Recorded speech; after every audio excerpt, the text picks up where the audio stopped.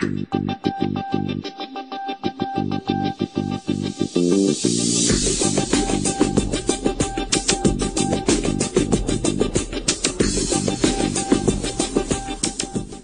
back to Day 8, as well as the beginning of Week 2 of the course in Mastery.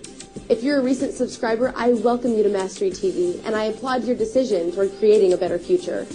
Today, Tom Wood is going to talk to you about the important skill of listening, and Dr. Tony Alessandra is going to give you concrete tips on becoming a better listener. Here's Tom. Thank you, Coral. This week is about communication, listening, influencing, negotiating, networking, the skills and strategies to building an incredibly successful life. Great communicators do great things. Think about it. Jesus, Muhammad, Gandhi, Mother Teresa, Martin Luther King Jr., all incredible communicators. All did amazing things.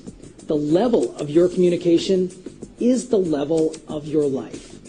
The skills we're going to teach you today and this week can literally change your life forever. But you've got to be serious. You've got to take notes. You've got to take action. When we give you tasks to do them. Don't just watch Mastery Television. Participate. On to today's lesson, how to listen. I was on an airplane from Washington, D.C. to Boston, and an elderly gentleman came up to me and said, "May I have your seat," which was an aisle seat, and so I could sit next to my wife. You'd have to take a middle seat. I was brought up that you do nice things for people when they ask, especially elderly people, and I said, "Sure, not a problem." The man then turned around and said to me, "Son, let me pay you a compliment. You remind me of a good friend of mine, John F. Kennedy. You have the same graciousness, charisma, and I just want to say thank you very much. In fact, I wrote a book about John F. Kennedy, and I'd like to sign it for you." I was stunned, of course, feeling pretty tall. I asked him if he could just say that part about John F. Kennedy a little louder. No, I'm just kidding. But I was really impressed. He then went on to tell me an incredible story about John F. Kennedy. When John F. Kennedy announced he was running for the President of the United States, he invited a few friends over so they could celebrate with him. Even though it was his day, he greeted his friend, Ken O'Donnell, the man on the plane, by saying, "Ken, you're wearing the shoes I bought you 2 years ago."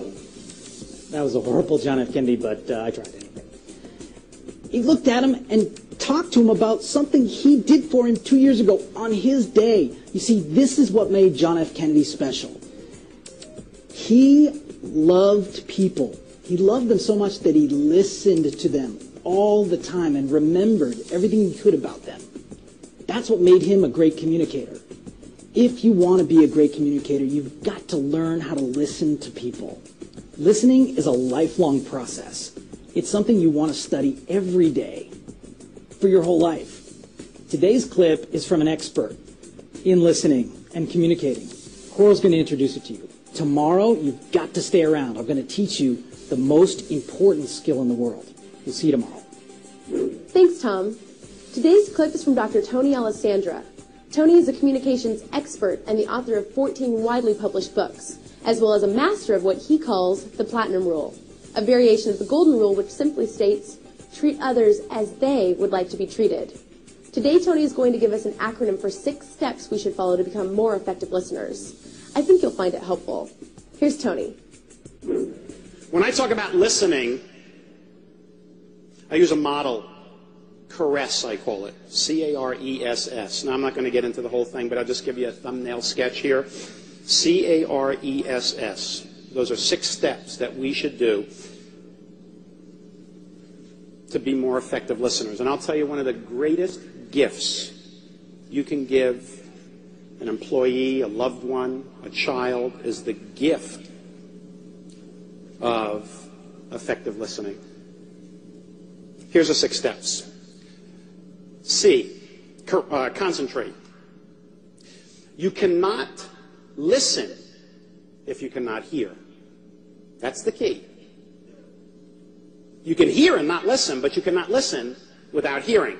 So you have to concentrate on what the other person is telling you, blocking out everything else that's going on around you. And I'll tell you, a good exercise is in the hallways here, when there's a lot of people around, walking by, saying hello, try to carry on a conversation with somebody and concentrate. And not carry on a conversation like this. Oh, yeah, oh, hi, how you doing? Yeah, and the other thing, oh, hi, yeah, I'll be with you in a second. And block everything else out.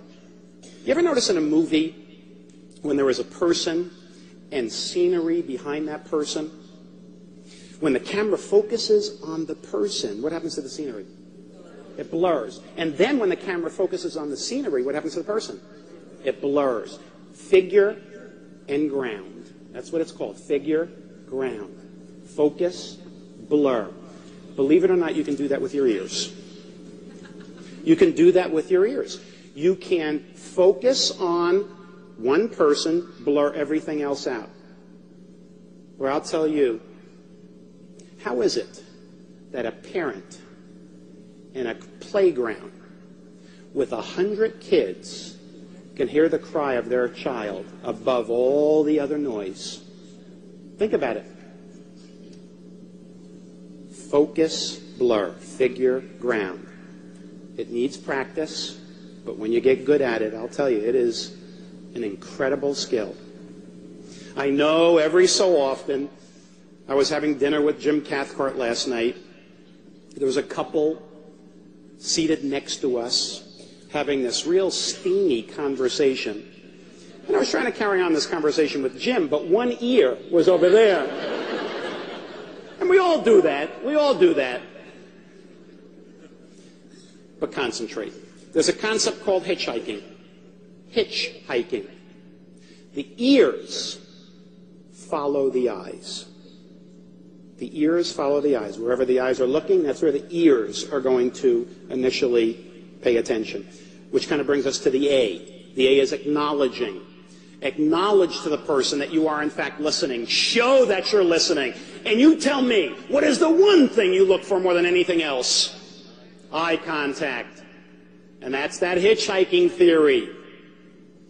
I'm sure you have had this experience at least once in your life, especially if you're married, at breakfast, Sunday morning, reading the newspaper. I'm reading the newspaper, my wife is talking to me. She said, Tony, put the paper down and listen to me. Put it down and said, I am listening. I heard every word you said. Yeah, what did I say? And then I repeat it back, and she gets even angrier, like I was playing a game.